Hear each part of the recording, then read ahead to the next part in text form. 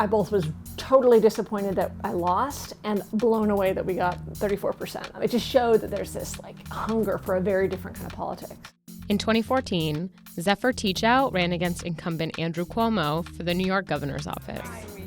She didn't win, but her campaign changed the course of the race and New York politics.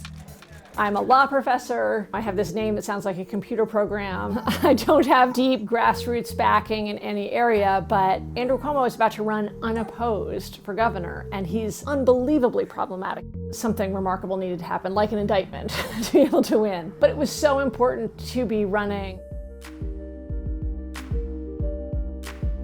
I've organized to take big money out of politics.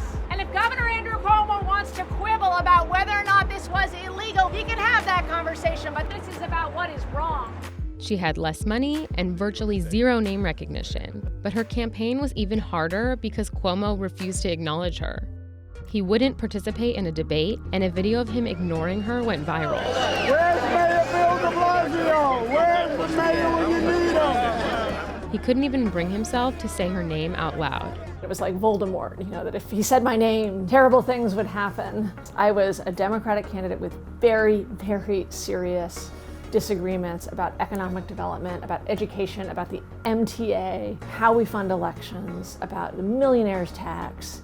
And Andrew Cuomo's entire project was to say I did not exist.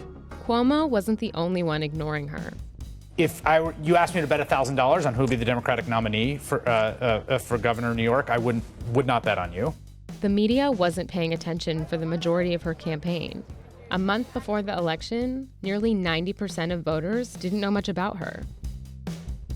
Teachout even told New York One that she felt like an invisible woman. I talked to reporters who'd say, we can't cover you. If we held a press conference, it was usually our own camera there. There was this moment where Andrew Cuomo actually sued me, saying that I wasn't a New Yorker. He lost. But when we left the courthouse that day, for the first time, we weren't all on our own. It doesn't really make sense for a sitting incumbent governor to be attacking an underdog like me unless he's really worried about something. It was more like you're chipping and you're chipping and you're chipping away. And then suddenly the platform shifts and you're kind of in a race. We haven't done any internal polls and the press hasn't done any polls, but we know Andrew Cuomo is polling. And it's a big ask to ask Hillary Clinton to do something. So, we don't know whether he traded away his presidential bid for this robocall, but we know that he's scared. The minute I started running, you could feel that there had been this sleeping giant that was just waking up. And our campaign was part of that, but it was happening all around the country. In New York, it was teachers and fractivists, and then just people who had this bottled up combination of hope and rage, love and imagination, and were just ready for radical change. With $750,000 in 3 months, here's what we achieved. She was able to pick up a third of the vote, highlighting the progressives' growing dissatisfaction with Andrew Cuomo and pushing his platform farther left on key issues.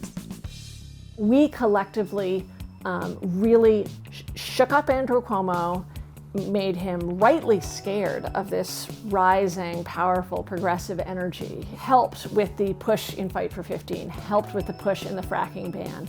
It is never one campaign.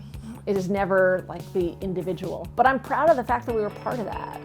And in some ways, the greatest victory is the way in which Nixon's campaign and our campaign and other insurgents' campaigns have led to new people coming into New York politics.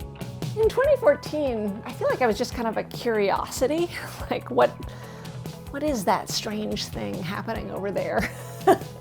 And now, organizers and activists are running for office across the country. It is not a curiosity. It is part of being an activist. And this tool, which for too long was sort of left to rust electoral politics, is now being used like a sharp spear.